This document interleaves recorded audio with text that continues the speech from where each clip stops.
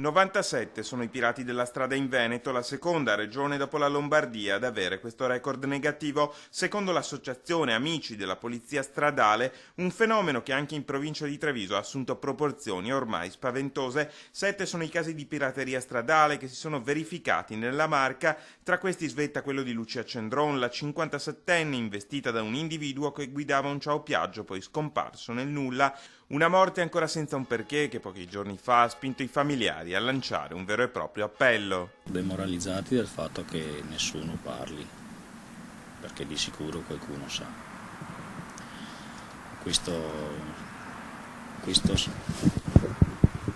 tizio, perché chiamarlo signore è una cosa che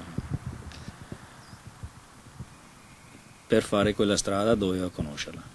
Il motivo della fuga è molto spesso riconducibile all'assenza di copertura assicurativa, un fenomeno che giorno dopo giorno, spiegano le forze dell'ordine, è in forte crescita. C'è il tentativo di falsificare i contrassegni, il che comporta delle sanzioni ben più gravi perché sono rilevanti dal punto di vista penale, oltre anche alla confisca del veicolo nell'ipotesi in cui questa appartenga al soggetto che ha contraffatto il contrassegno. Una pratica diventata ormai una prassi, tanto che chi viene sorpreso non prova neppure a inventare una giustificazione. La scusa è sempre quella, non abbiamo soldi, però io penso anche a chi poi si trova coinvolto in un incidente con queste persone che non hanno pagato e quindi non sono coperti dal punto di vista assicurativo.